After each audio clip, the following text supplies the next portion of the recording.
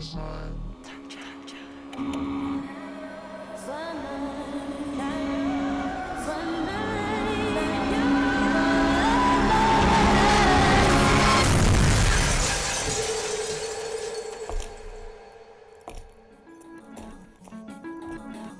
ready? I've been ready. What are we waiting for?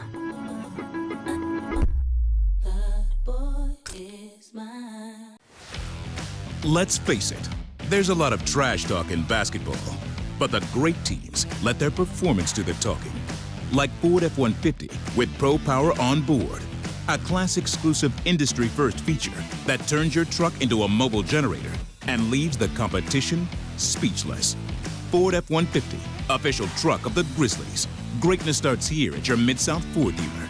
Class is full-size pickups under 8,500 pounds, GVWR.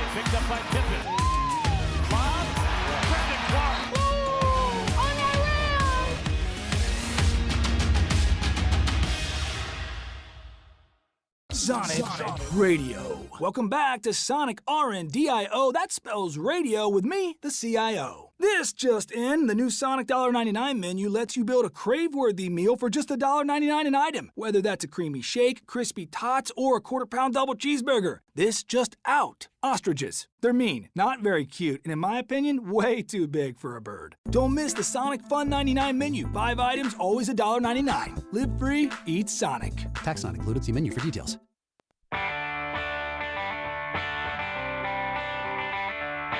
Live from the Built Ford Tough studio at FedEx Forum, it's the Gary Parrish Show, presented by Ortho South, on YouTube at Grind City Media and the official Grind City Media app. Now, here's your host, Gary Parrish.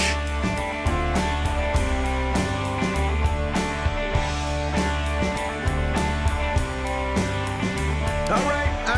My name is Gary Parrish. I'm speaking to you from the Built Ford Tough studio, FedEx Forum. We're in downtown Memphis. Bennett Doyle right there producing the program. Glad he's with me. Glad you're with me. Hope you're getting through the day best you can.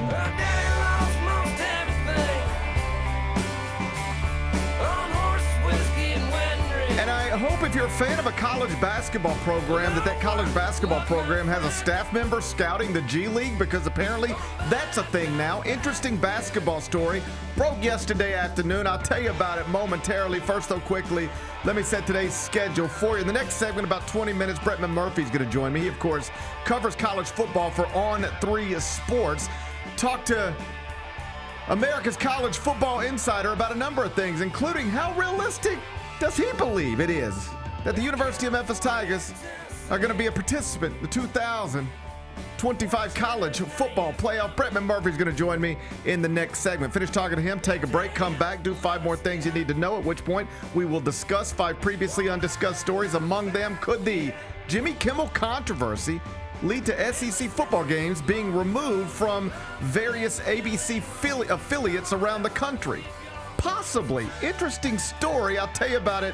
This twist I read about last night. We'll do that in about 40 minutes. New Orleans Pelicans star Zion Williamson says he feels right now as good as he's felt since he was the National Player of the Year at Duke. I'll ask Bennett if he believes, and we're going to do that in just a bit. Utah Jazz rookie Ace Bailey has reportedly fired his agent, a fellow named Omar Cooper. He's the same agent who so badly mishandled the pre-draft process that it reportedly caused the one-and-done Rutgers standout to slip in the 2025 NBA draft. So we'll laugh about that story a little later on in the show. The Cleveland Guardians are on an all-time crazy comeback in the AL Central. On August 25th, they were 12.5 games back of the Detroit Tigers. Now they're tied atop the AL Central with the Tigers, and they own the tiebreaker with just 5 games left in the regular season. As ESPN's Jeff Passan put it, this is one of the greatest surges and collapses we've ever seen in Major League Baseball. I'll tell you more about it. We'll do that in the third segment. And the woman who tried to put Graceland up for auction, remember that story? She has been sentenced It's official. She's going to do 5 years in federal prison. Oh. Her brazen plan, it backfired on her. Don't you hate it when brazen plans backfire? Yes, I do. Oh, man, that's the worst. I'll tell you more about that goofy story during a segment we call 5 More Things You Need to Know. Then we'll eventually do GP's Carryout.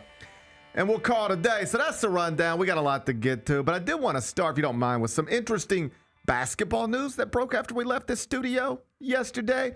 Terry Darlin, he's a 6'8", 21-year-old from Africa.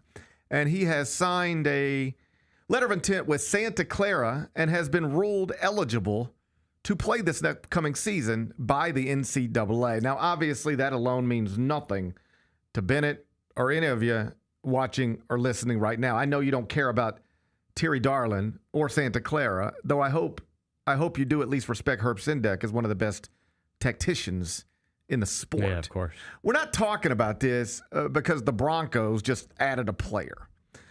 Big Bet Bennett, do you know why the Terry Darlin story is an interesting story on this September 24th? Enlighten me. It is because Terry Darlin has been playing in the G League the past 2 years. Okay. He has been a professional basketball player for 2 years, and this is where we're at in college basketball these days. A dude who, I'm not making this up, literally played against Armando Bacot and Zion Pullen and the Memphis Hustle last January is now going to play college basketball this upcoming season. Are you okay with it? I mean, I think I got to be okay with it. I think one of our best players in recent memory was 28 years old or something like that. I can't sit here and act like I have a problem with it.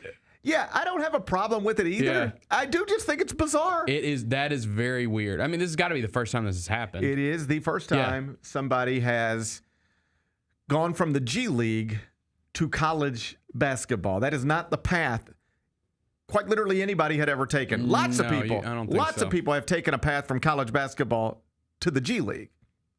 Armando Bacot, Zion Pullen, just about everybody who plays for the Memphis Hustle and most other G League franchises.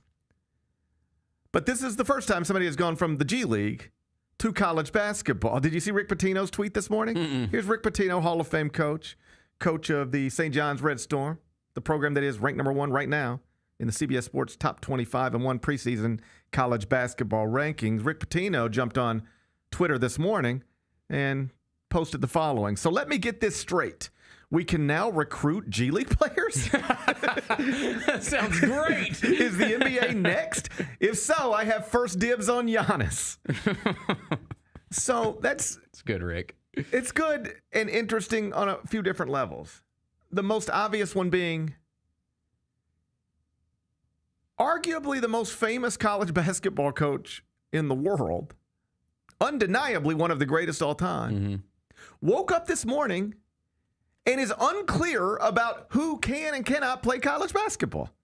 I had a college basketball coach text me last night, and he said, should I be scouting the G League? And I said, I didn't think so up until earlier this afternoon, but maybe so. It is kind of bizarre in that regard.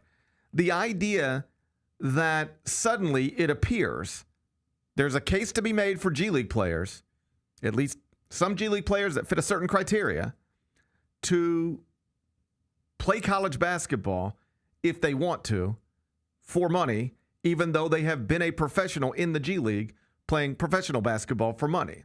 It is kind of bananas that is a thing now, and the people who work in college basketball didn't really know about it.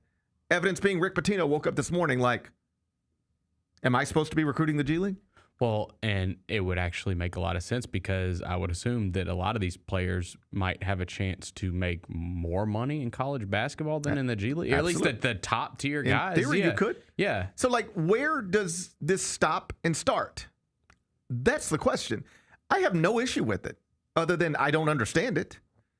I don't have an issue with this happening. I just didn't know it was a thing that could happen. Neither did Rick Pitino. Neither did the other coach who texted me last night. And now where does it lead?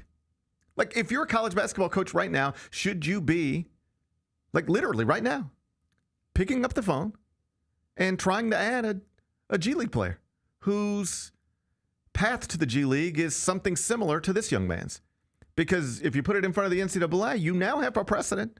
You now have an example of somebody who played in the G League and is going to college basketball to play as if he never played in the G League.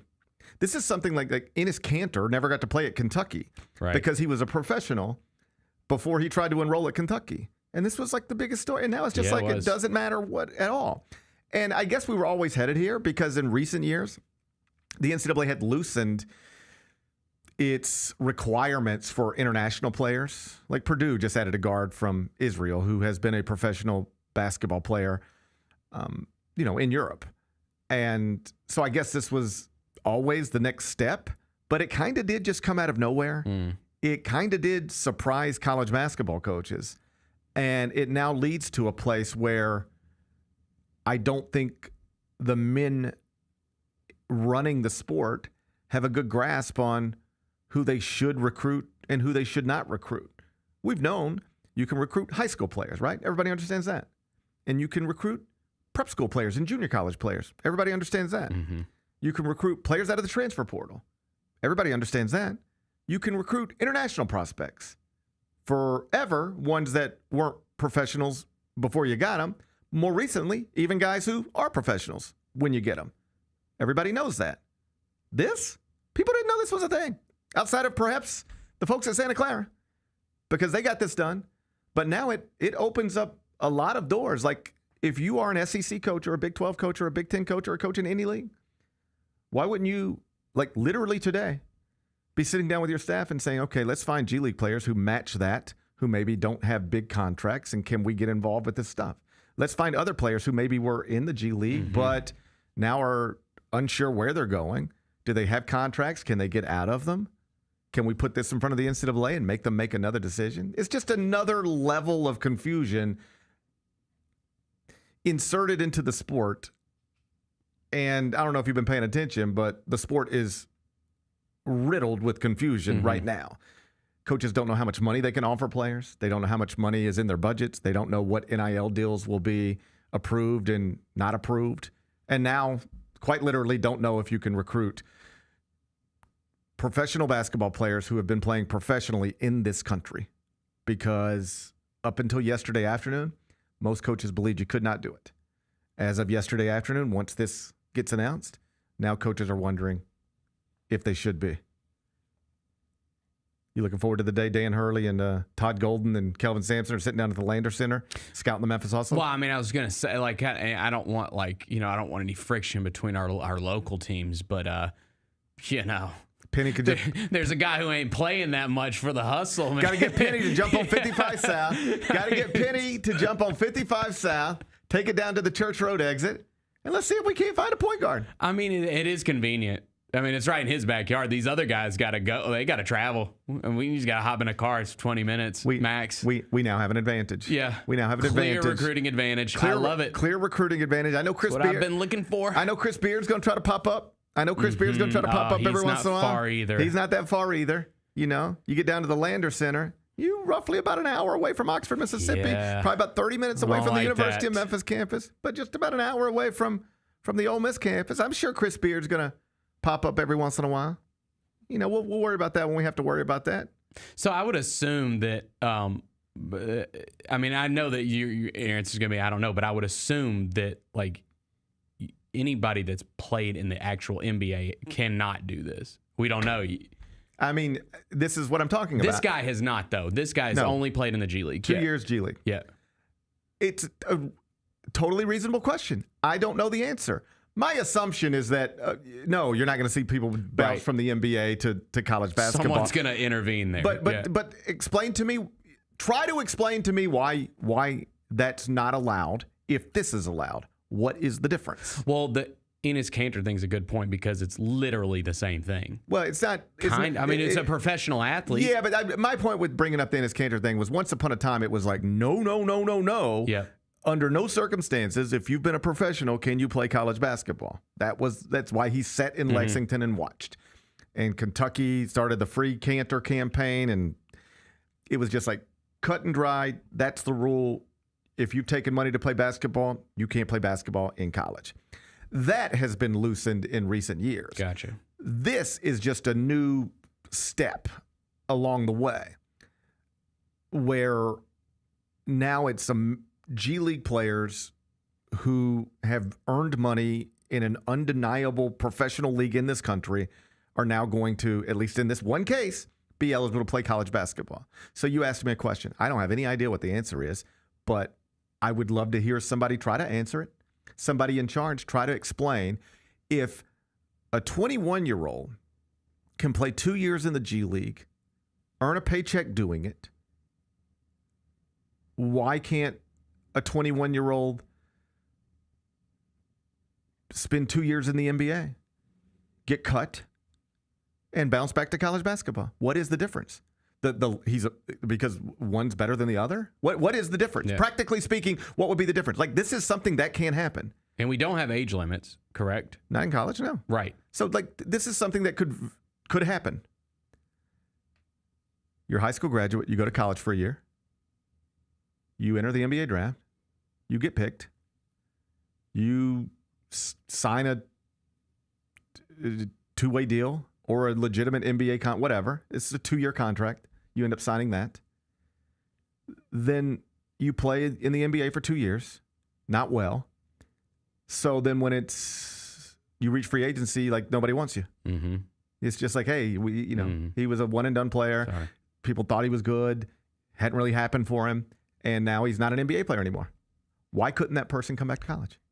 If this person came back to college? I don't know. I don't know either. Yeah. But somebody's going to have to answer that question. Yeah.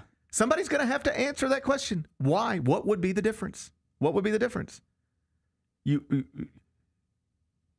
a professional. You're earning a paycheck playing professional basketball in this country.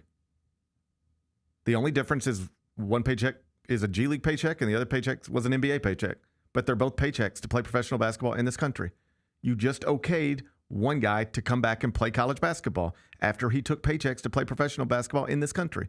Why wouldn't it be okay for this other person? I'll see you in court. I'll see you in court. That's where we're headed. For sure. Somebody's going to push it. It'll be exactly the type of player I just mentioned. A really good college player who entered the NBA draft with multiple years of eligibility remaining. Got into the league, didn't make it. And now they're 21 years old, out of the league. And some college coach says, I can get you $2 million to play college basketball. You were an All-American 2 years ago playing college basketball. I can get you $3 million to play college basketball. All right, let's go. Put it in front of the NCAA. Why is this not okay if that was okay? That's where we're headed. Interesting story. It really is. I mean, I think I would assume this is going to get shut down pretty quickly if other people. Well, it's just it's just another thing they have to shut down. Right. Because it wasn't a thing. It was not a thing until yesterday. It has never been a thing. Dude. In the history of college athletics, it has never been a thing until yesterday. And now it's a thing. And if they do shut it down, it'll just be another thing that they have to shut down and another thing they eventually get sued about. Brett McMurphy is up next. How did they sell you on Memphis? Well, really just I was really looking at the success that Memphis had, something I wanted to be a part of, and then the reputation Coach Silverfield and Coach Cramsey had as an OC, the things that he was able to do with Seth and the things that he's done in his career. I felt like that's something I wanted to be a part of, and I felt myself being able to excel in his offense. And also, I looked at the weapons around and everybody that I was going to be playing it with. The Chris Vernon Show, live on weekdays at noon on YouTube at Grind City Media and the official Grind City Media app.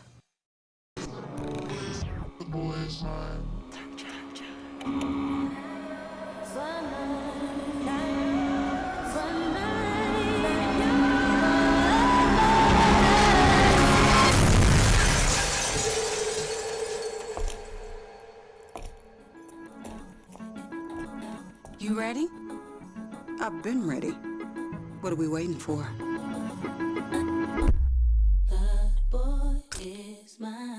Kroger shoppers and Grizz fans. Want exclusive last-minute discounted ticket deals texted straight to you? Sign up with the new Kroger Buzzer Beater deal.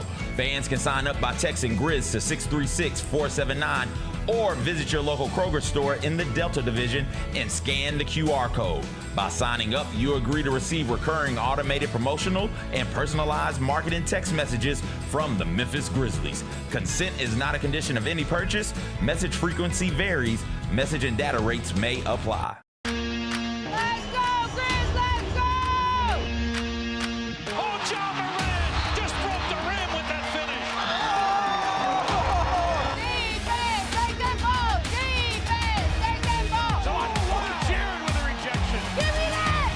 Digs at it, knocks it away. Picked up by Pippen. Lob. Brandon Clark.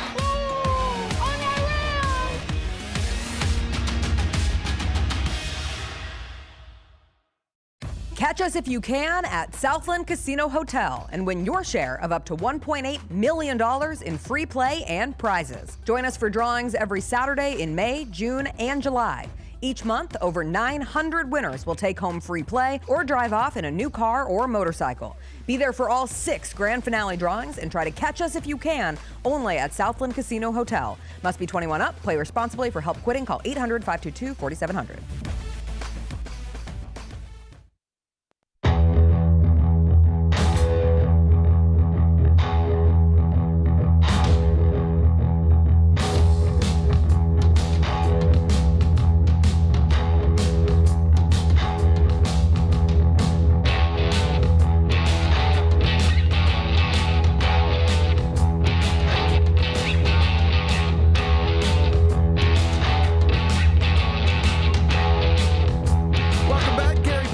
Presented by Ortho South. We're inside the Built Ford Tough studio, and I'm joined now by Brett McMurphy. He, of course, is America's college football insider. He covers the sport for On3 Sports, and he's here right now. Brett McMurphy, it's your old buddy, GP. How you doing?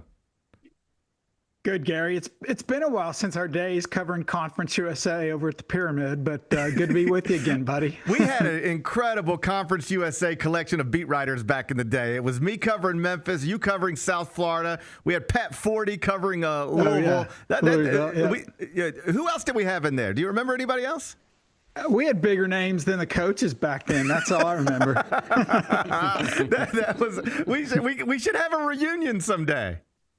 We should, yeah. If any of us are still alive, let's do it. Okay, I'll put it on my calendar. Hey, tell me if I'm getting ahead of myself, but I'm already looking at hotels and things for LSU, for Oregon. I'm planning to take my family to a Memphis road game, 12 versus 5 in the college football playoff. You okay with that? Well, I'll say this. It is 100%, although nothing's ever 100%, but this is 100% GP. The American champion will be in the college football playoff, and that's great news for Memphis. So even if Memphis loses down the stretch, as long as they get in the conference championship game and they win the conference championship, I don't care who it's against, the win against Arkansas will put them over the top. And also you add the fact that USF has wins over Boise State, over Florida. Tulane has 2 Power 4 wins. So it really doesn't matter if Memphis doesn't have to run the table. That's what's so big about that Arkansas win now. All they need to do is get to the conference championship. Now they can't be 7-5 in the conference championship, but you know what I'm saying. Yeah. 10-2 in the conference championship game. Boise State, by virtue of the USF win, I think eliminates the Mountain West. There's nobody in the MAC. There's nobody in the Sun Belt. There's nobody in Conference DOA, a conference dear to our hearts. And so it's basically come down to who survives out of the American. But yeah, start booking your travel. If you know who they're going to play in that 12-5 matchup, let me know, because that thing is going to be crazy. But just unbelievable for not only for Memphis, but for the American. So now they can just really lock in on the rest of the conference schedule. And you know, again, I don't see any way the American champion is not in the playoff. And Brett, this is why I was always a proponent of the 12-team playoff, or at least an expanded playoff. I don't know whether 12 is the right number or 16, but a format that at least provides a path for schools like Memphis, because I can just tell you the tone here, like the vibes here are just totally different than they otherwise would be. If we were still doing a 14 college football playoff, in Memphis, we'd be talking about maybe winning a conference championship that most people don't even care about, but that's all we would be talking about. Right now, people are like dreaming of like something that they couldn't even imagine just a few years back, and it really does, I think, enhance the sport in markets like this, where we're getting to enjoy conversations that without this format specifically, we wouldn't be able to even have them. You're right. I mean, that's why they expanded. That's one of the reasons, because they wanted to get, you get into November, you're going to have, instead of only having 5 or 6 teams in the running for a 4-team playoff, now you've got, upwards of 20, 25 teams, depending on the Group 5 situation. and depending on the at-large situation. Now people can say, well, we're at 12, let's go to 16. I don't have an issue with that, but I think realistically, if you go to 16, the 4 teams you're going to add has no shot to win a national championship. So if it's just going to be like college basketball, and you are the college basketball expert, if you're just going to expand the tournament to get more bodies in the field, to make more revenue and do all that stuff, that's great. But don't spin it like, well, we need to get the top 16 in to get everybody a chance to win the national championship. That ain't happening. But I do agree with you. It's great to have 12 teams. And also from the power conference perspective, which I know power conference is probably a trigger word for folks in Memphis after what's gone on the past few years. But I look at the season differently. I don't know if you do, but going back to the good old days, say 2 years ago, when we only had a 4-team playoff, when you would try to figure out who was going to the playoff, it's like, okay, who can win the SEC? Who can win the Big Ten? Who can win the ACC? Now it's like, you don't even need to win those conferences. Ohio State finished 4th in their conference last year and won the national championship. So it takes a little bit of the shine or the luster off of, this week we've got Alabama, Georgia. We've got Oregon, Penn State. Are the losers of those games out of the playoffs like they would have been 2 years ago? Absolutely not. They're still in great position. So that's kind of one offshoot, or maybe a negative, if you will, or maybe that's a positive for some folks, is that we don't have the sense of urgency for those big games. But I do like the fact that, it's going to get a group of 5 team in. And look, Boise, was very competitive last year. They obviously they got a first round bye. That's been changed. The American champ will not get a first round bye unless they run the table at 12-0. But no, I love it. And once you get in a playoff, anything can happen. Weird things can happen. You hinted at conference realignment, so let me stop you there for a second. In recent months, it was reported that the University of Memphis went back to the Big 12 once again, big financial component connected to it, and they were basically rejected out of hand. You talk to college administrators all the time, conference commissioners all the time. When the subject of Memphis comes up relative to power conference affiliation, what are the reasons they've been rejected over and over again? Well, Gary, it's different now than what it was in the past. When the Big 12 did their song and dance, where they invited, basically everybody with a pulse to, apply, and then they ended up saying, you know what, never mind, we're not going to expand. That was a different time. Right now, I mean, the reality is the Big 12 doesn't need another member. If they decided to bring Memphis on, you've got to get another dance partner. You can't go with 17. And I'm sure Memphis fans are like, well, what about the ACC? The ACC was different because, again, go back to when they added Cal, Stanford, and SMU. They did that because there was a very real possibility that Florida State, Clemson, North Carolina, Miami, it's quicker to name the teams that weren't going to leave the ACC at that point. So they had to bulk up their membership. And also, oh, by the way, ESPN would pay the ACC the same amount of media revenue per school by adding whoever they added. That's not the case with the Big 12. So that's why the Big 12 right now has no urgency to add anybody. I think, though, the good news for Memphis fans, if you guys, you've heard it before, but be patient.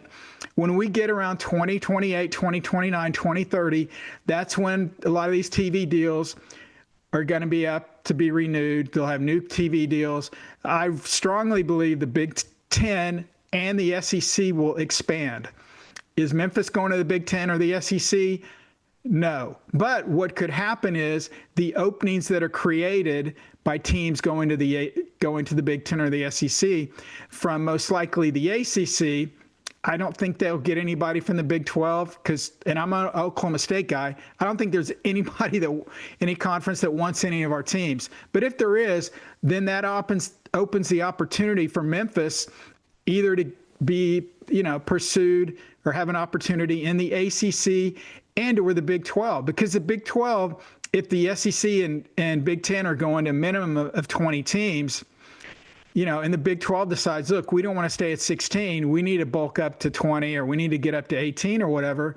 The ACC certainly will have to fill in a lot of holes in their lineup. Then I think at that point, Memphis will have a great opportunity. And then the one thing, I'm here in Tampa. The key for Memphis is and it's easy to say, not so easy to do, but from now until that time, they just have to be as successful as they can. In football and men's basketball. I mean, that's what's going to carry more weight than what's your TV market, what's your academics, what's your, research dollars, all that nonsense. When those moves are made, the conferences then are going to look at who are the best programs on the field.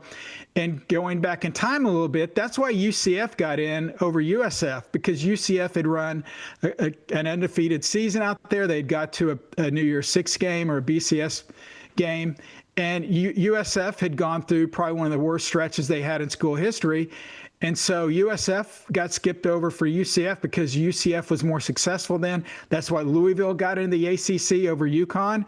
Louisville was on a stretch where they went to the Sugar Bowl. So, going forward when these moves are made, look, there's a short list of schools they're going to want, and the majority of them are going to come from the American. And so that'll be a great opportunity for Memphis. How many teams or openings there will be, that's an unknown. But again, the more Memphis wins, the more attractive they'll be. And, I hate to break it to you, Gary, but, I got some breaking realignment news, and this is legit. The Big 12 just added Boise State, South Carolina, and Florida State. Sorry, that's in beach volleyball. So you weren't snubbed this time, Memphis. Sorry.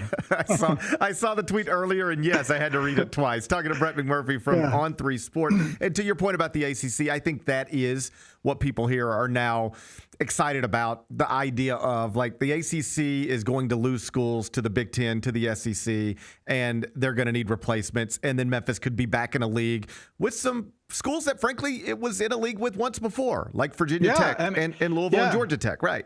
It could look like the old kind of a mashup of the old Big East, old American, after the Big East split up. It'll be a lot of familiar faces, I'm sure. USF down here in Tampa, they're hoping for the same thing. Obviously, Tulane. That is, of course, if Memphis doesn't join the Pac-12 before then. We'll see. Yes, I'm laughing about that. Yeah. Hey, you mentioned. Go ahead. Go ahead, Gary. No, go ahead. I was going to say, you mentioned you're an Oklahoma State guy. Big headline coming out of there yesterday. Mike Gundy out. He won a lot of games on the field, created several headlines off the field. What ultimately will be his legacy there? For younger folks, this is the get off my lawn portion of your show. Before Gundy got there, Oklahoma State only had 4 winning seasons in the previous 16 years. Oklahoma State was, to put it quite bluntly, not very good. Lucky to compete against Oklahoma, lucky to stay within 4 touchdowns against Oklahoma. Gundy takes over. He has 18 consecutive winning seasons. That's the 9th longest in NCAA history for a coach at the same school. So he has totally transformed the university, the football program. So I think that's what long term, that's what will get remembered. Obviously, there's the sound clips, the mullets, the different wacky things he would do. And he did some, rubbed some people the wrong way with some things he said, but he was always honest. You knew where you stood with him. He didn't BS. He told you what he thought. But yeah, he totally transformed the program. And like every other college out there, once you reach a certain level, whether it's Memphis, Oklahoma State, Alabama, whatever, if you don't reach that level every year, whether it's a national championship, a conference championship, double-digit wins, whatever that high bar is, the fan base views it as a disappointment.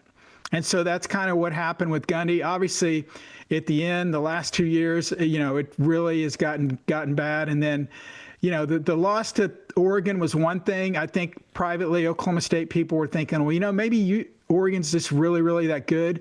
But then when they lost to Tulsa, that pretty much sealed his fate. But I did talk to his brother, Cale Gundy, his younger brother, longtime former assistant at the University of Oklahoma. And I said, is Mike want to continue coaching? And Cale told me, hell yeah.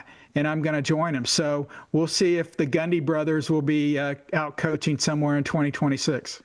Last thing before I get you out of here, Lane Kiffin is the head coach at Ole Miss. He has a daughter. Her name is Landry, and she just this week publicly disclosed, I guess, acknowledged that she is dating an LSU linebacker, LSU and Ole Miss, of course, playing this weekend in a top 15 matchup. Have we ever seen anything like this? A head coach's daughter announces a relationship with an opposing player right in the middle of game week.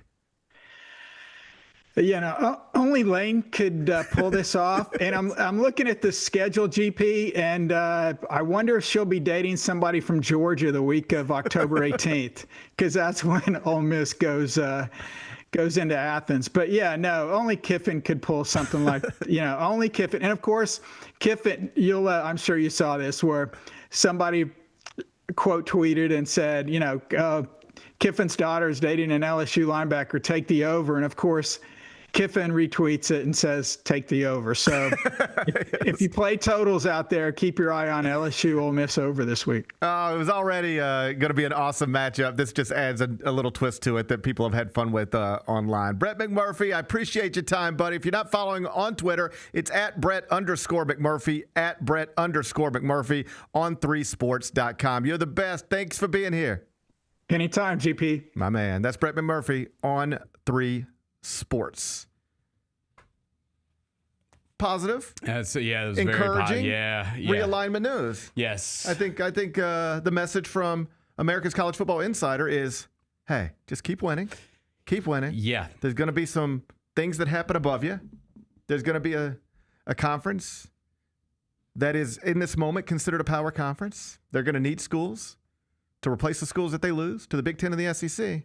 And that's where Memphis slides in. Yeah, and it's what, like yesterday when we were just talking about Ryan Silverfield and the job he's done here and the job he's doing this year, like why just winning and being a consistent winning program is so important right now, because the last thing that they need is when it's go time to be, a 6-6 football team, right? Well, like it's just consistently winning is so important for this program right now. And Brett, who's been covering realignment for 2 decades, I mean, he and I were in this together back in the day. Like, is USF going to the Big East? Is Memphis going to the Big East? Like, we were in these same rooms asking these same questions.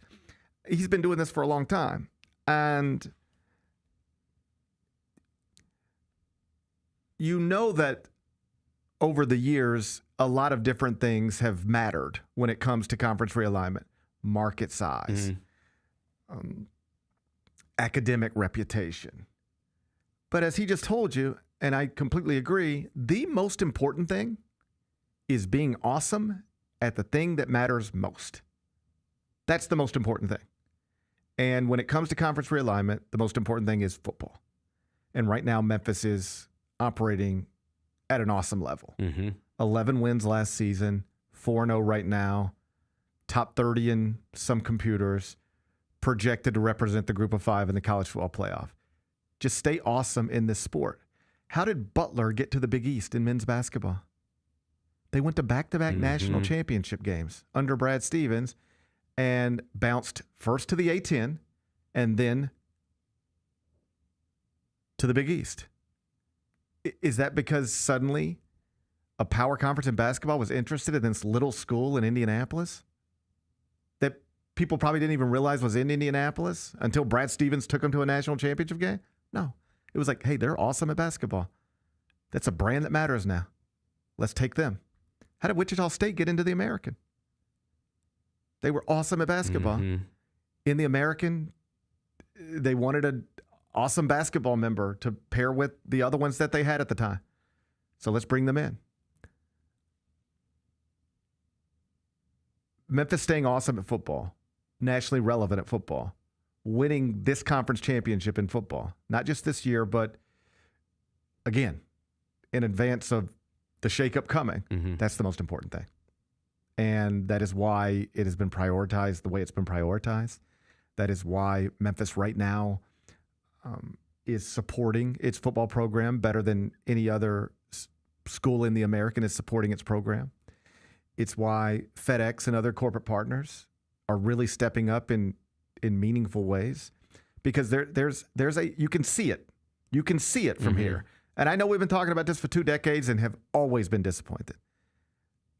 You know me, I try to shoot you straight. I don't come in here and tell you it's going to be sunshine when it's not. If I didn't genuinely believe this, I wouldn't be saying it. You can see where this is going. You can see the opening. Yes. You can easily visualize looking up in a few years, and after North Carolina and Virginia and whatever other schools leave the ACC to go wherever they're going, Big Ten, SEC, wherever they're going, the ACC is going to have to look outside of the Big Ten, SEC, and probably the Big 12 for new members. You're going to have to look outside of them. And if you were looking right now in this moment, do you know where they would look first? Memphis, right now. That's where they would look first, right now. That's not just my opinion.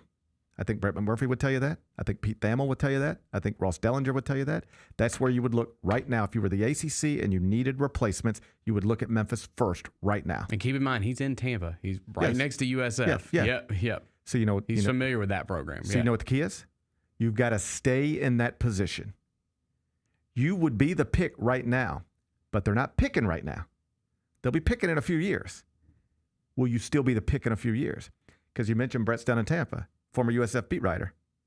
There was a time where it would have been unimaginable for all of these schools to leave the American and USF not be one of them. Mm-hmm. That was the prominent football program. Yep. Based in Florida, natural recruiting base. There was a time where we don't want you right now, but if we ever need somebody, that's the one we would take. It would have been them, not Houston, not UCF, not SMU. It would have been them. But then it just slipped into irrelevance. Mm-hmm. This once prominent football program fell apart, no longer mattered. They weren't drawing like they used to draw. They weren't mattering like they used to matter. So then it's time, hey, we're picking new schools. We're picking new schools. Yeah, they were great 5 years ago, but I don't want them now. I'd have killed for them 5 years ago if we needed them. I don't want them now. That's the key for Memphis. You would be the pick if they were picking today.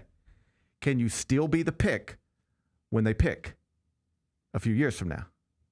That's the goal. That's the goal. And we're on a good trajectory. I think so, too. I think so, too. We come back. Jimmy Kimmel returned to the airwaves last night and did so with a huge audience, but not the biggest audience possible because he was still left off of various ABC affiliates throughout the country, specifically markets like Washington, D.C., Nashville, New Orleans. And I read a story, you sent it to me as well, about how SEC football and Monday Night Football could actually be the things that get that reality changed and bring Jimmy Kimmel, the late night host, back into every market in America. I'll explain it to you. We'll do that next. Gary Parrish Show, presented by Ortho South. Who do you go to learn still? Like, who are you looking to for inspiration? A couple years ago, I went and visited, even though he's younger than me, but we've got great admiration for one another. Went and visited Dan Lanning out at Oregon, right? A young head coach who's had some success. Mike Norvell may not have had the season he wanted in the past. We can still get on the phone and talk about things, right? Tune in to the Jessica Benson Show with CJ Hurt, live every weekday at 8 a.m. on YouTube at Grind City Media and the official Grind City Media app.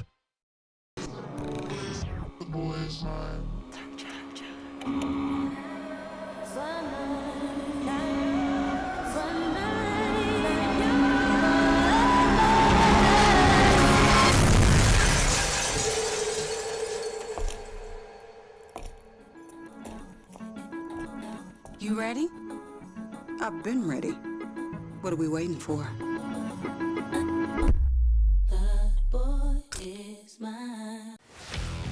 Let's face it, there's a lot of trash talk in basketball, but the great teams let their performance do the talking. Like Ford F-150 with Pro Power on board, a class-exclusive industry-first feature that turns your truck into a mobile generator and leaves the competition speechless. Ford F-150, official truck of the Grizzlies. Greatness starts here at your Mid-South Ford dealer. Class is full-size pickups under 8,500 pounds, GVWR.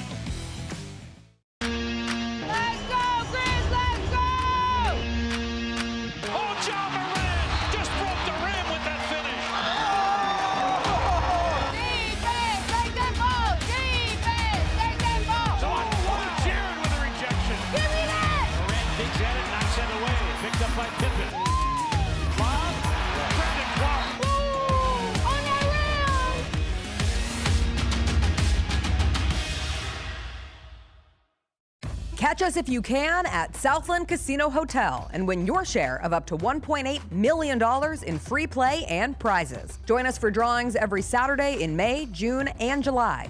Each month, over 900 winners will take home free play or drive off in a new car or motorcycle. Be there for all 6 grand finale drawings and try to catch us if you can, only at Southland Casino Hotel. Must be 21 up. Play responsibly. For help quitting, call 800-522-4700.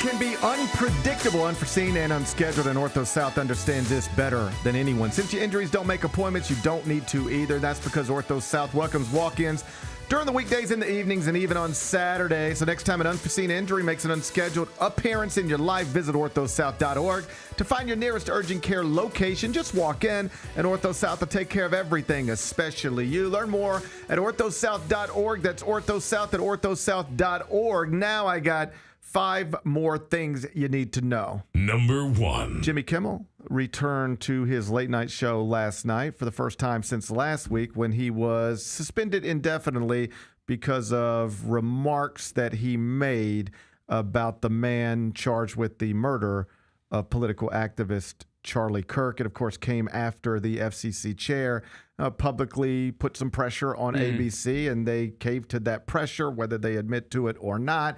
But they sat down with Jimmy Kimmel, had some what they described as productive conversations, and he walked out on a stage last night in Hollywood and delivered what was being described in advance as the most anticipated monologue in late night history. Did you watch it? I did watch it. Yes. What'd you think? I thought it was good. I thought he made a lot of good points. He was clearly emotional. And he's an emotional guy. He cries all the time. Different times. I didn't realize that. I don't watch him a ton. Yep.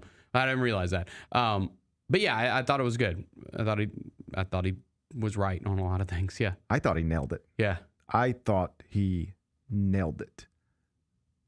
Like, met the moment really well. Close to perfectly. Because he didn't really make it about himself that much. He made it. I mean, he mentioned his colleagues that work at other his competition that works at other networks, and just media in general, like the attack on it, I guess. Yeah. I thought he nailed it. Yeah. Like, if that's the assignment, I'm coming back. The whole world's watching. What I want to say, how do I want to say it? Let's sit down and work. Let's write 17 minutes, put it in a prompter, and then let's deliver it. Can I meet this moment? Whole world's watching. Can I meet the moment? Everybody wants to hear what I'm going to have to say, how I'm going to say it. Can I meet the moment? A lot of pressure. I thought he nailed it. Mm-hmm. Really good. Strong, but also empathetic, emotional, funny, principled, but reasonable. Apologized where he felt like he needed to, clarified where he felt like he needed to, but also stood firm in a principled way to make it clear that what happened to him and the reason it happened to him was not okay and not something that should be happening in this country, and pointed out that it's not just people from his side of the aisle, for lack of a better phrase, that stood up and said as much over the past week, but it was strong right-wing voices like Ted Cruz, Ben Shapiro, Clay Travis, on this specific point at least. They were on the side of Jimmy Kimmel. Might not like what he says, but did not like that the government seemed to be on some level trying to interfere with the job that he was doing. And so I even went back and watched it again just to, see it a second time. And I thought it was really, really well done. As you know, it wasn't on in every market in America last night. Sinclair, which owns a lot of the local affiliates, preempted it and has given no indication that they plan to change that anytime soon. So if you live in Nashville, Washington, D.C., New Orleans, or other various markets throughout the country, you did not have that show on your television last night and might not have it on again tonight, and who knows when. But there was an interesting story. You saw it. You sent it to me. I read it yesterday as well, about how SEC football and Monday Night Football could be the thing this is kind of wild that actually brings Jimmy Kimmel back on in every market in America, as silly as that sounds. And here's why. Though Sinclair is publicly saying things like, or at least making statements that suggest they have no interest in putting this back on their airwaves and won't unless A, B, C, all of these things happened. The truth is, there's a contract between these local affiliates and ABC, and you can only preempt ABC content so many times. Now, the way I understand it, as I read it, is different contracts read different ways, but there is a clause in every one of these contracts that says you have to take our programming into your local market. And when you don't, there's a limit to how often you can not take it. And if you exceed that limit, you're in violation of your contract, and we can void the contract. So what the story suggests is that at some point, and it's probably already happening, because ABC is spending a lot of money on the show. They want it on in all of their markets, clearly. Like that fight is over. This is no longer a Disney Jimmy Kimmel fight. They've taken their stand. They want him back on the air in all of their markets. But Sinclair is saying, we're not putting him on in our markets. Not yet. And what ABC is going to do, what the story suggested is, and they might already be doing it, is score your political points if you want to, but be careful. Because in your market, how about Nashville, Tennessee? Be careful. Keep messing with us, and we'll just take the SEC off of your affiliate in Nashville. All right? How do you think that's going to... Yeah, and that's the ultimate bargaining chip, right? We will take Monday Night Football away from you. Nothing drives viewership in television right now more than sports, live sports. Nothing. Right. You can't create a television show that can beat the best live sports. Get any actors you want, any script you want, make it the best show of all time. You're not going to beat live sports right now on television. So that's the big bargaining chip. Keep messing with us, and we'll take SEC football away from you, and we'll take Monday Night Football away from you. And then you're going to have to answer to your customers for that. You're going to have to answer to people in your market for that. Or you could just do what you know you need to do. Stop playing around. That's where we're at now. So they'll keep saying what they say, I assume. But ultimately, he will be back on in every market in America, because if he's not, you've got real contract problems that'll lead to even bigger problems that I don't think anybody wants. No. Number 2. Zion Williamson sat in front of a camera, talked with the media. And you know what he said? Never felt better. Never felt better. Feels like he felt when he was a one-and-done freshman for the Duke Blue Devils, where he was, of course, the National Player of the Year, and had one of the, I think people just gloss over this, but it's true. Statistically, one of the greatest college basketball seasons of all time. I believe his player efficiency rating in that 1 year at Duke is the highest recorded PER in the history of college basketball. I can believe that. Certainly in the modern era. He was a monster. That's why he was clearly going to be the number 1 pick in the draft, no matter which franchise got the pick. It was New Orleans. He's been there ever since, and it has not gone well. But he says he slimmed down a little bit now, and he says he feels great. Do you believe him? Well, I saw a side-by-side picture of him at Media Day last year and this year, and he clearly looks, there it is. I mean, he clearly looks slimmer in the 2025 picture. It's not even close. He looks better. Yeah, he definitely does.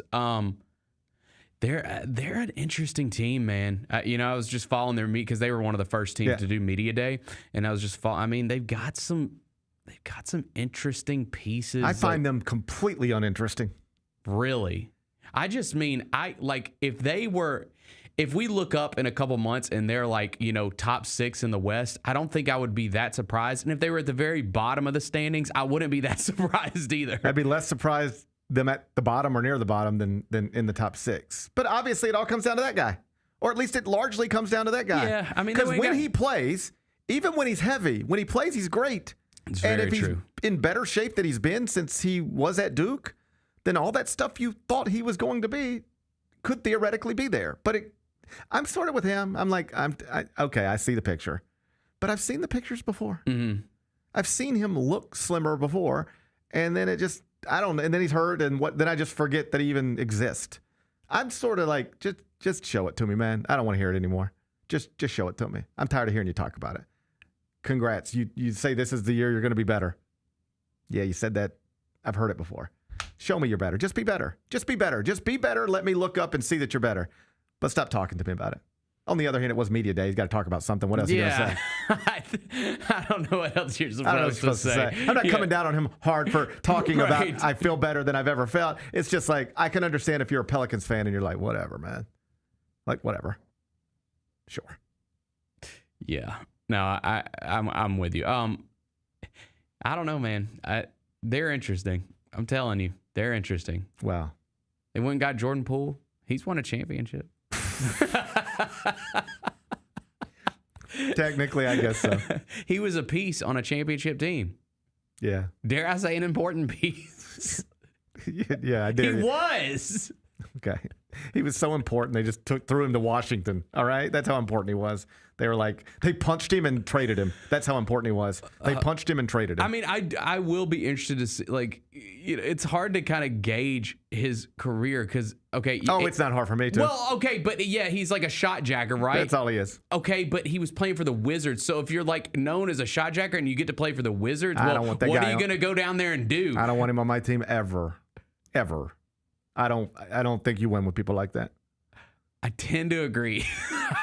I'm just saying. As a basketball player, I don't think you win with people like that. Herb Jones, like they got some dudes. I man. like a Herb Jones. Yeah, I do enjoy a good Herb Jones, but Jordan Poole, no.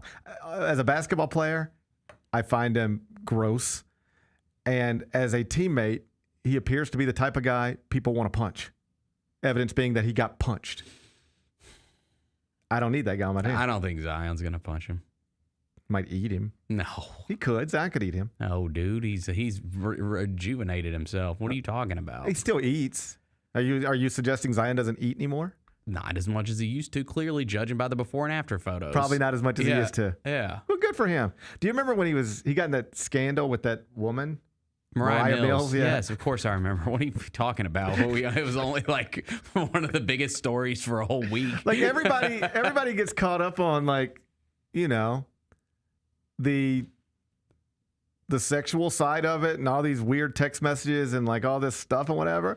But I always thought the worst part for him was like she was just trashing him about his eating habits. Yeah. She's like, you got quarter pounder wrappers sitting in your bathroom. It's like, man, you just sit around eating quarter pounders in your bathroom. Think about that. Think about how far you have to fall to just sit around and eat quarter pounders in your bathroom, right? And I'm saying this as somebody who enjoys a good quarter pounder. Mm-hmm. But at some point, you would just look up and be like, I'm just eating a quarter pounder in my bathroom. This doesn't feel right.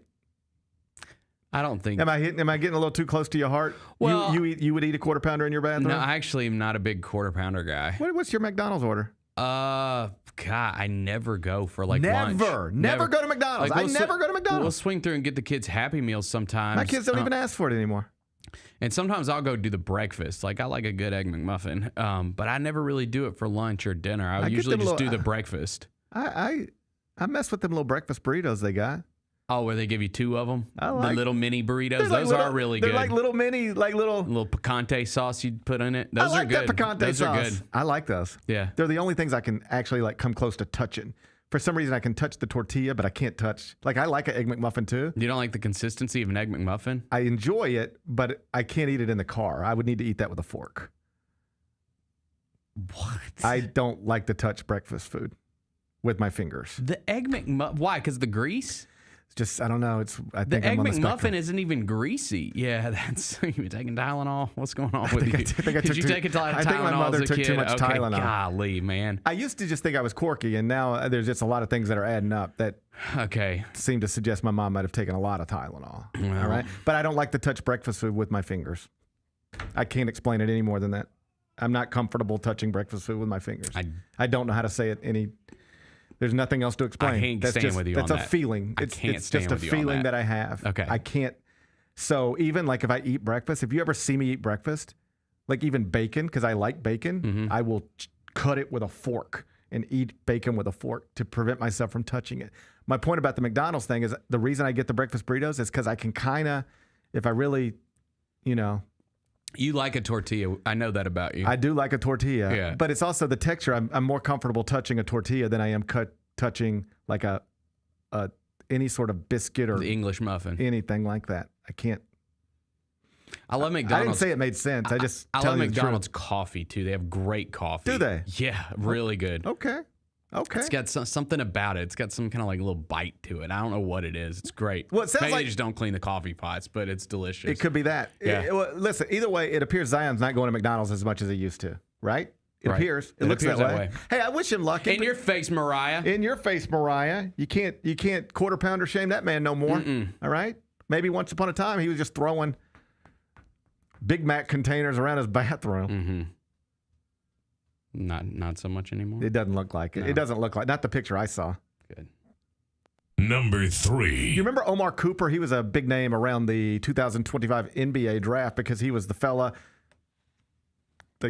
Yeah, I mean, of course I remember. I only see that video of him in his car like every single day online. It is still, I laugh every time. It's the funniest video.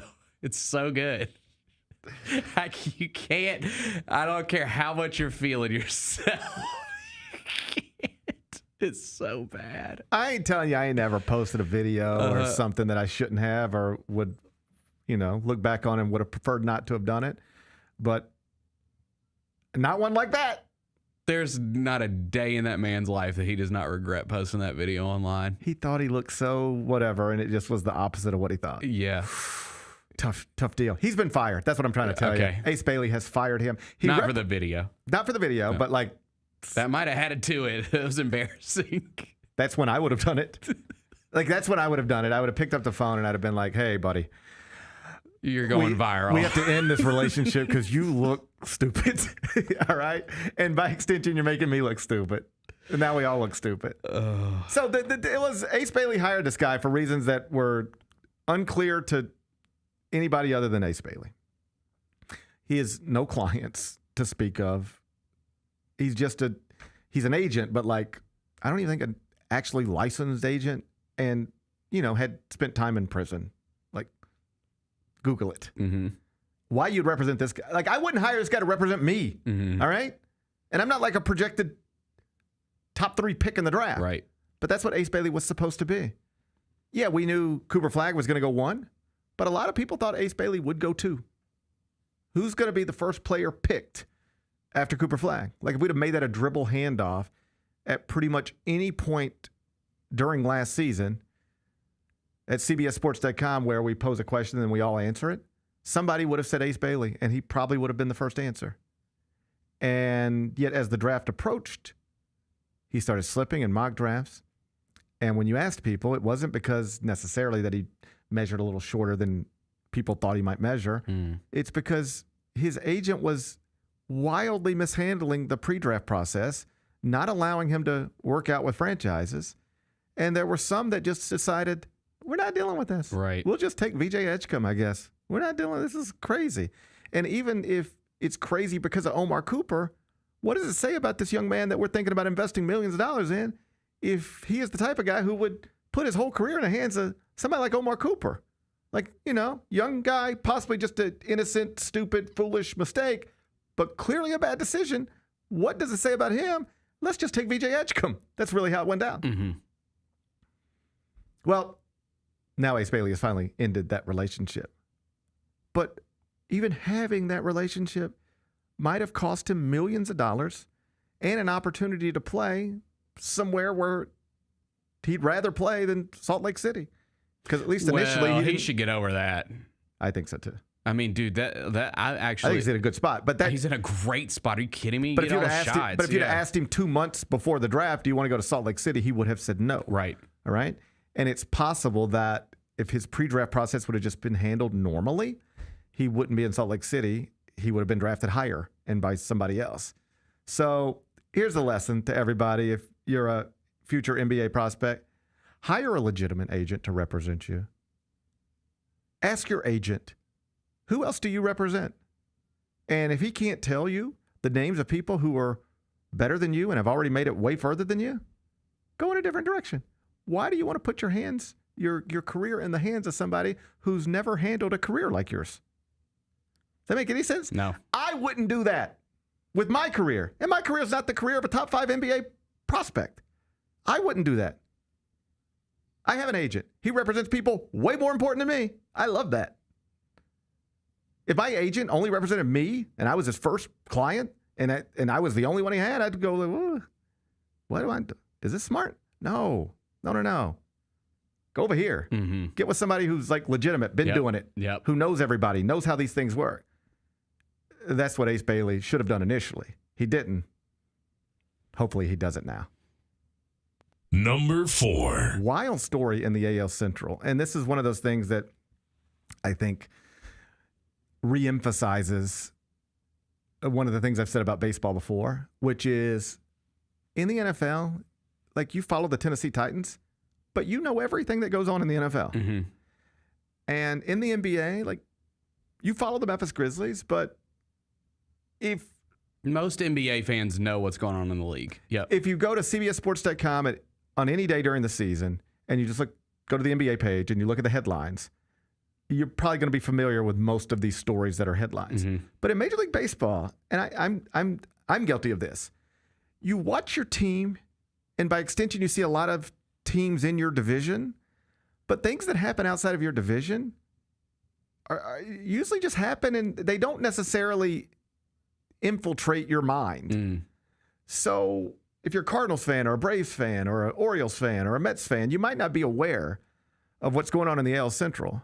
But the Cleveland Guardians are on like an insane run to get themselves back in contention to win the division, and not just in contention to win it. They're like literally in first place right now. Do you know the numbers on this? Mm. So saw Jeff Passan tweet about it last night. A whole bunch of different people were breaking it down in various ways. But on August 25th, less than a month ago, the Detroit Tigers were in first place in the AL Central. They were the story in baseball for much of the season. Yep. They had a 12.5 game lead over the Guardians less than a month ago. As of right now, after the Guardians beat the Tigers last night, they are tied in the AL Central. That's insane. That's like hard to do. Erasing 12.5 games in less than a month? That's really hard to do. It shouldn't even be possible to do. You have to be damn near perfect, and they have to be bad. Fall apart. Yeah. You have to be unbelievable, and they have to fall apart. And both of those things are happening right now. As Jeff Passan tweeted, this is one of the greatest surges by a team we've ever seen, and it happens to be happening at the exact same time, one of the biggest collapses by a team we've ever seen. I feel bad for Tigers and they're fans. in the same division. And so now there's only 5 games left. The Guardians have the tiebreaker over the Tigers. And this, just the way the past month has gone, it could take a team that had a double-digit lead in their division, just cruising to maybe not only a division title, but perhaps the 1 seed in the American League playoffs. They're on the verge now of sliding to a wild card team. They're going to end up being a wild card team unless things change over the past few days. Fun night in baseball last night. We had that. Then we had Mets-Cubs. Please tell me you saw Mets-Cubs. I did, yeah. They were down 6-1. Rallied to tie it up 6-6. Took the 7-6 lead. Tied 7-7. Francisco Alvarez. 2-run homer. Mets win at 9-7. Biggest win of the season. Biggest hit of Francisco Alvarez's life. That's what Gary Cohen said. He, of course, is the play-by-play voice of the Mets on SNY. I had a blast watching baseball last night. It was good, though. That game was on TBS, so I was able to check it out. Yeah, because I hate it when they take, because when they take TV, because they always take Ron Darling away from me on SNY. I like Ron Darling on the SNY booth, but they took him over to TBS. I guess we had Todd Zeal in the booth last night with Gary Cohen, because Keith Hernandez is ill down in Florida, battling an illness of some kind. So fun night of baseball last night. We'll do it again. Keep an eye on this AL Central race. It is it wasn't supposed to be competitive, but now it's competitive in a way that is historically very, very, very rare. Number 5. Remember the woman who tried to put Graceland up for auction? Do you remember when How could I forget? We had like a 2-3 day thing. We thought we were losing Graceland. We thought we were going to lose Graceland. Yep. She's been sentenced to 5 years in federal prison. Oh. Turns out you can't try to auction off Graceland Yeah. with a bunch of forged documents and stuff like that, because if you get caught, you're going to have to do 5 years in prison. And she, you know what's crazy? She's been in custody since this all happened. How do you think you even come up with the plan? You're going to try to put Graceland in an auction. How do you even think that gets in your head? I know. I mean, like I would have started with, Jerry Lee Lewis's house or something. I wouldn't have went straight for Graceland. I'd have maybe started at Jerry Lee Lewis's house and see if I could get that one done, and then maybe set my sights on something bigger like Graceland. But it's pretty audacious to start with Graceland. It is. You're like, you know what I'm gonna do? I'm gonna get some documents to try to get Graceland put into an auction. I started with Jerry Lee Lewis's house. Yeah, I don't understand. I don't understand how you get there. Like, how do you figure out that this is like a scheme that and it's, I mean, 5 years, that's a lot. It seems like one of those things where the federal government's like, they're going to punish. From reading the story, we're going to punish this lady super hard because we don't want anyone getting any ideas. Hey, don't get any. We won't get you any ideas. Next thing you slap a woman on the wrist for trying to auction off Graceland. Next thing you know, somebody's trying to auction off the White House. Who needs that? I remember there was like an emergency injunction or something that had to happen. It was like on the doorstep, dude. Like Riley Keough was like having to get into court. Yes. Yeah. To try to save Graceland. Yeah. We're just going to auction it off. I was going to make a run at it. I know. We did talk about. I was going to make a run at it. Yeah. That's your neck of the woods. Yeah. I feel like I'd probably get outbid.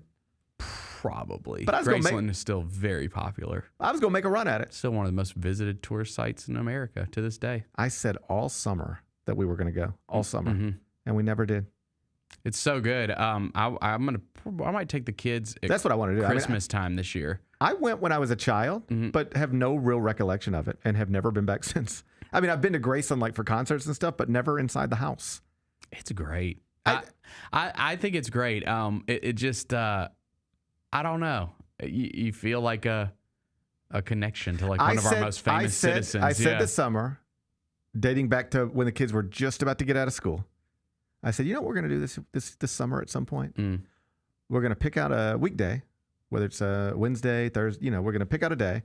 And for a series of weeks, we're going to go visit these things that are around us, and people from all over the world come to visit, but we either haven't been there at all or haven't been there lately. Really just to expose my kids to it. That's really what it was. So it was like 1 week, we're going to go to Graceland.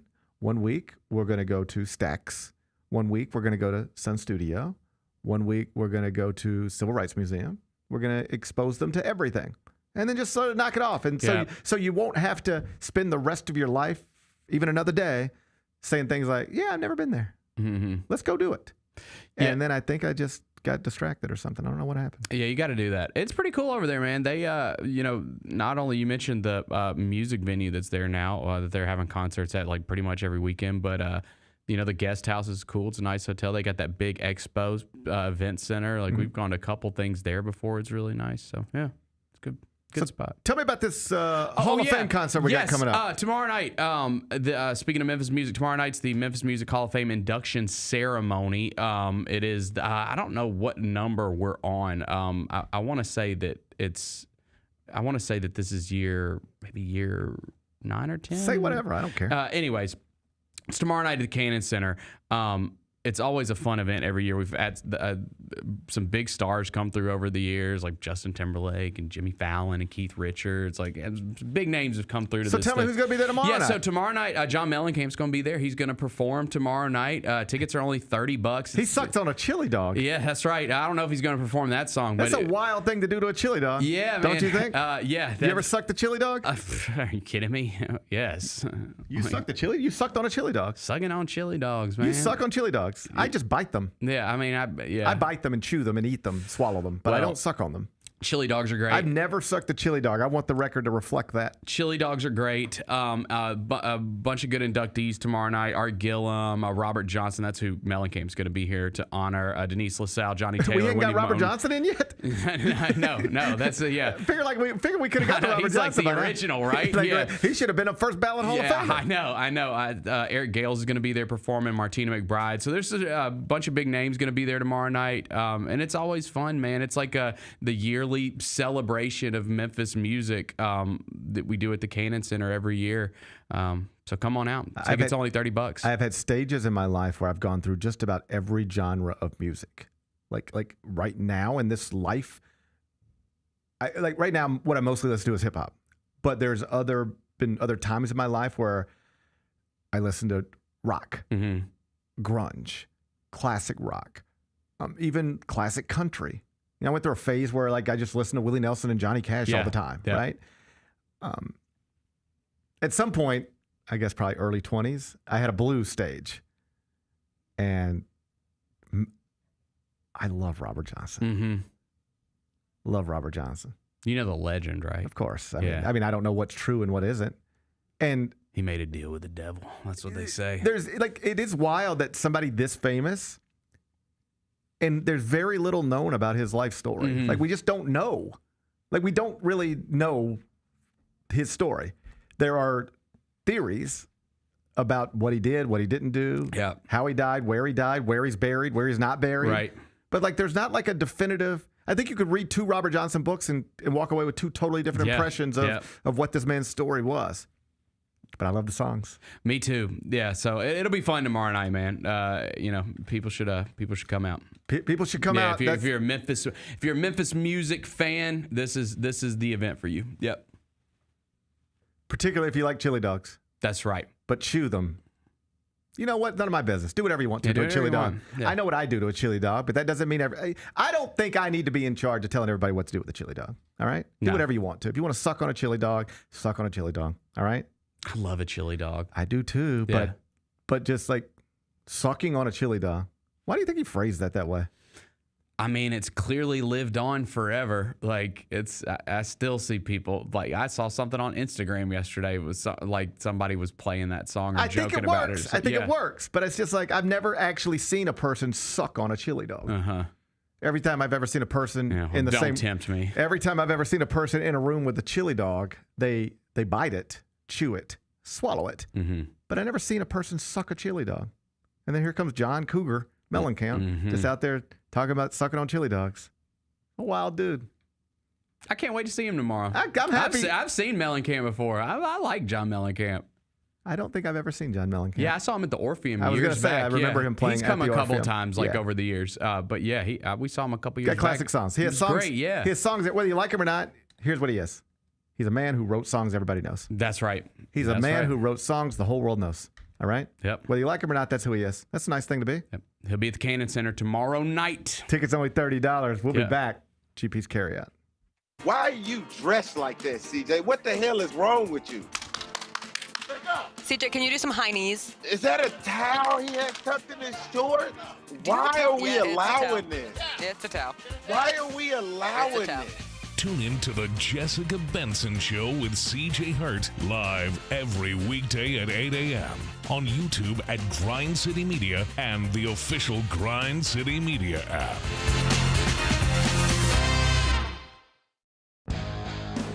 Grizzlies fans know it's the team that gives you the edge. Big River Steel does too. And much like the Grizzlies have recruited legendary talent, we want you to be part of our team. Are you ready to be part of something legendary? Then visit www.bigriversteel.com. That's www.bigriversteel.com.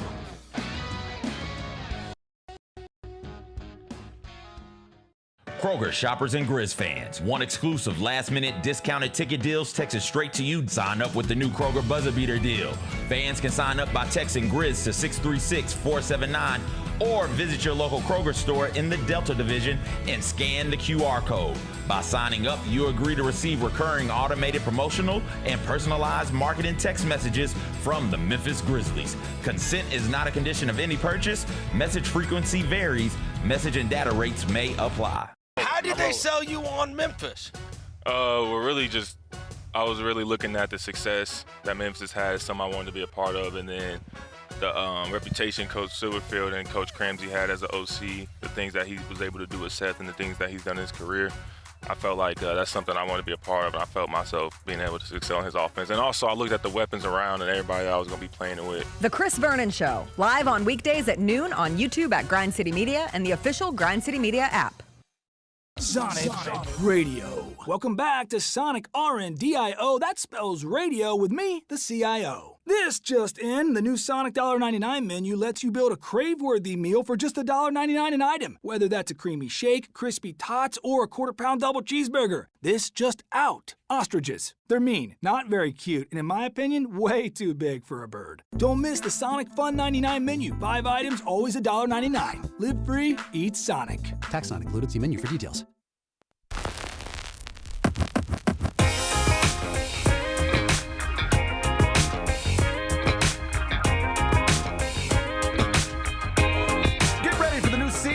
With the Grizzlies Media Day show. It's presented by Ford and your Mid-South Ford dealers. Tune in live. It's this Monday, 10:30 a.m. to hear from Grizzlies players as they sit down with your favorite Grind City Media talent. Catch all the action on the Grind City Media app and the YouTube channel. That's this Monday, September 29th, 10:30 a.m. Let's wrap this up with GP's Carryout.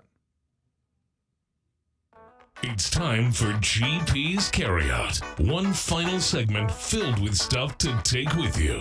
It's not everything you need to know, but it's most of it. What did we miss today? Well, I was going to talk to Brett McMurphy about this, but I didn't want to keep him too long. I didn't want to be stingy with his time. But big college football injury news broke yesterday after we got out of here. John Mateer, the Oklahoma quarterback, has a broken hand, suffered against Auburn. He's going to be out for a month. It's not a career-ending injury, obviously. It's not even a season-ending injury. But you know what it could be? I mean, I think it possibly, definitely is. It's a life-changing injury. This guy was, not too long ago, the favorite to win the Heisman Trophy. You're not going to win the Heisman Trophy missing a month. You win a Heisman Trophy, you're set up as a public speaker for the rest of your life. The Little Rock Touchdown Club, the Memphis Touchdown Club, the Nashville, they'll take any Heisman Trophy winner ever. Good point, yep. For the rest of your life, every time you're introduced, every time you go on a radio show, a television show, if you're trying to launch a career in media, they describe you as Heisman Trophy winner, John Mateer. And now he's just not going to be the Heisman Trophy winner, even though he was the favorite, because he broke his hand against Auburn. That's tough. That's tough. Yeah. I mean, that stinks. Because, who knows where it goes from here, but that's something that was reasonably within his grasp that is no longer reasonably within his grasp. And just a big, obvious college football headline.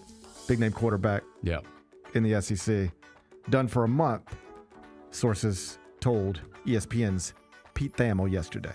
What's today's biggest game? Oh, we're going to Wrigley Field, baby. Okay. We're going to Wrigley Field tonight. Let's do it. Mets and Cubs, 7:05. They put it on ESPN, so you'll be able to watch it. Okay. Mets are going with 22-year-old Jonah Tong. 2-2, 5.94 ERA. This will be his 5th career start. The Cubs are countering with Matthew Boyd, 13-8, 3.20 ERA. He, of course, was an all-star this season. The Mets going with a 22-year-old making his 5th career start. Cubs going with an all-star. Mets, after last night's win, are now in possession of the 3rd and final wild card in the National League. Tonight, Bennett, it's Cubs minus 120 or the Mets at even money. How are you going to act? Choose your words wisely. Don't disappoint me. Okay, here's Don't the make thing. me throw something at you. Just hang on a second. Don't all make right? me throw something. I want to be right. You say this all the time. I want to be. I care about being right. That's right. Okay. That's right. I care about being right. I need this record to continue to go this way. I understand. You got to win last night. I got to win last night. Aces blasted the Fever. I mean, blasted them. Yep. We knew that was going to happen. You knew it was going to happen. The Cubs have lost 5 in a row. This is a team that's already clinched a playoff spot. They're going to lose 6 in a row? I think so. They're going to lose 6 in a row. I hope so. I hope they lose 7 in a row. I can't believe that. I cannot believe that they're going to lose 6 in a row. Jonah Tong is his name, Bennett. Jonah Tong, 5th career start. How's he doing so far? See, because is this your rookie? Is this one of your rookies? Yeah, dude. See, I know. I'm going Cubs. He got off to a nice start. I know. It's gotten a little tougher lately. But how do you know this isn't going to be a bounce back performance for Jonah Tong, the 22-year-old? Look, my heart is with the Mets. Okay. My mind is with the Cubs. I understand that. Yeah. I understand that. I'm trying to be honest with you. I understand that. If I take an L, I will feel great about it. How about that? Yeah. If I take an L, I will be happy for you, but I'm trying to be smart about these picks, and I'm going Cubs. I don't think they're losing 6 in a row. So the Mets won last night. The Pirates beat the Reds. And the only other game that mattered in the National League as it pertains to that wild card spot, Dodgers Diamondbacks. Do you see this? Yeah. The Dodgers were up the whole game. Yep. And the Diamondbacks rallied late to win it, to stay just a game back of the Mets. So right now, Mets in possession, 3rd wild card in the NL, with the Reds and Diamondbacks just 1 game back. Bennett says he's taking the Cubs tonight at -120, but he's hoping that he loses, and I sure hope that he loses as well. What are we watching on TV? I say just go to YouTube or Twitter, wherever you can find it. The Jimmy Kimmel monologue last night was, I think, worthy of your time. Regardless of how you feel about Jimmy Kimmel or anything else that's going on in this country, like if you can't find something in that monologue last night that you can appreciate, you're probably just too far gone in whatever direction. I don't know. I thought there was something there for everybody. I agree. I thought he threaded that needle really well last night. About 17 minutes. You can find it on Twitter. You can find it on YouTube. Go check it out if you haven't already when you get a chance. What's the best thing we've read? We're continuing our Candid Coaches series over at CBSSports.com today. I handled this one. We asked roughly 100 college coaches at all levels of the sport how much of the revenue sharing model, what percentage do you think you should get at your school? And we had to break the answers up into different categories because if you ask coaches at schools with FBS football programs, they're only really expecting 15, 20, 25%. At a place like Kentucky, Kansas, you can maybe get it up to around 30% of the $20.5 million that universities are allowed to spend. And that's because the overwhelming majority is going to football. But when you ask the question to coaches who work at schools that don't have FBS football programs, like, St. John's, Creighton, VCU, you know what percentage they're getting? In some cases, like 90, 95%. Which is why we are now operating in with an economic model in college athletics where the VCU basketball coach probably has more money to spend on players legally than a lot of SEC basketball coaches. The VCU coach in the Atlantic 10 probably has more money to spend on players right now than lots of SEC coaches. Because in the SEC, most of that money is going to football. Right. Everybody can spend up to 20.5. Then it's up to you to figure out how you want to spend it. And most schools are going, if you've got football, basketball, most of it go to football. Then about 15, 20, 25% go to basketball, and you might leave 5% left over for other stuff. Maybe not. But in the A10, where football's not really a thing, in the Big East, where football's not really a thing, they're getting like 90% of whatever number. Now, they might not, all those schools, be taking it up to 20.5, but there are A10 schools with more money than power conference schools right now to spend in men's basketball, which is why, as I wrote in this piece that's up at CBSSports.com now, the rules are going to change again. And one coach, and this isn't really a unique idea, I've heard it from other places, but I use the quote. He just said, like, why are we doing it this way? Shouldn't every individual sport have its own cap? Instead of putting caps on universities and then letting athletic directors figure out how they want to do it. Because A, you're just putting a lot of pressure on athletic directors to make hard decisions. Right. Go ask Ed Scott over at Memphis. You know what it's like trying to figure out how much money you're going to give to your football coach, how much money you're going to give to your basketball coach, how much money you're going to give to your women's basketball coach, how much money you're going to give to your women's soccer coach. I mean, your women's soccer program is top 20 in America. Mm-hmm. Do you want to continue to support it and allow it to continue to be what it's been? Or is that silly because you're just throwing money at something that's never going to provide a return on that investment? Like women's soccer at Memphis will never generate revenue. Never. So I've heard some athletic directors say, I'm just not going to invest in a sport that can't bring me money back. That's stupid. Like, we are now running a business. That's not how you run a business. Why? If you were running a business, would you invest in an aspect of your business that has no shot whatsoever to make you money? No. You would cut. You wouldn't even have that. Well, we're going to keep having it, but we're not going to spend money on it. And then I've heard some athletic directors say, but it's top 10 in the country. I don't care if it won't generate revenue. It means something on this campus, and I want to keep trying to support it and position it to succeed. These are hard decisions that have to be made. At some schools, like, athletic directors are fighting with their coaches, arguing. They feel like they're letting people down.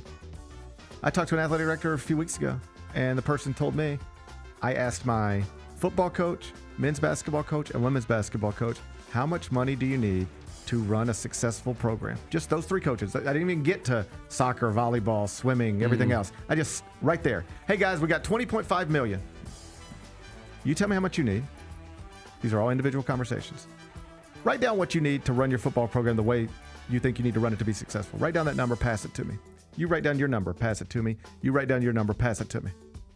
Add up all the numbers. You know what you got? A number that exceeds $20.5 million. It's a little bit like when we got all this money from the state to invest in facilities. And we said, okay, FedEx Forum, how much do you need? Okay, Simmons Bank Stadium, how much do you need? Okay, AutoZone Park, how much do you need? And they all say, well, I need this, and I need this, and I need this. And you add it all up, it's like, well, we don't have that much money to spend. So we're going to have to disappoint somebody. Sorry, AutoZone Park. See you later, 901FC. Athletic directors on every campus are having to make these types of decisions. So what one coach suggested is, like, take that out of the athletic director's hands and let's just have hard caps on every sport, whatever those caps could be. So for football, it could be $20 million. And for basketball, it could be $6 million. But, like, it's the same for everybody. Because right now, the basketball coach at Oklahoma has a different amount of money to spend on players than the basketball coach at Kentucky. And the basketball coach at Kentucky's got a different amount than the basketball coach at Michigan. And the basketball coach at Michigan's got a different amount. They're all over the place. And so, to be clear, I would not be in favor of any cap or limit on what players can earn unless it's collectively bargained and agreed upon in a strong document, a CBA, that then has punishments for cheaters that are so heavy, severe, that even like Steve Ballmer wouldn't think about trying to get around them. That's the way to do this. But we're so far away from that. Yeah. That's the way to do this. You collectively bargain with the student athletes. You reach an agreement. Big penalties for people who try to violate the rules. And then you know exactly what you're operating with. If you play FBS football, you have $20 million to spend on players. And everybody has $20 million to spend on players. You don't have to spend 20 if you don't have it, but you can spend up to 20, but not a penny more. And now Ryan Silverfield's walking around with the same budget as Lane Kiffin, who's walking around with the same budget as Josh Heupel, who's walking around with the same budget as Dan Lanning. And now let's go see who can build rosters. That's the way to do it. But we got a long ways to go and a bunch of court cases to go before we get there, probably. Either way, if you want to read what coaches think about the current state of revenue sharing, you can find it. It published today, cbssports.com. What's on tap for tomorrow? Well, tomorrow, going to be Thursday. That means Michael Wallace is going to sit down with me, and that'll be fun because, I mean, We're just a few days away from media day. We're right there, man. Training camp starts on Monday. Right around the corner. It's a fun time of the year. Yeah, it is. Like next week really does start to get to a place where I think it's, in terms of sports, like this is the good part for me. Oh, yeah. College football, NFL, WNBA playoffs, Major League Baseball playoffs coming next week. And then NBA is up and getting up and going. Then college basketball gets going pretty soon too. It's a good time. Let's go. Let's go. Enjoy the rest of your day. I'm going to try to enjoy mine. And we will meet back here tomorrow at 10. Till then, be careful, be kind, be good. Rep your hood.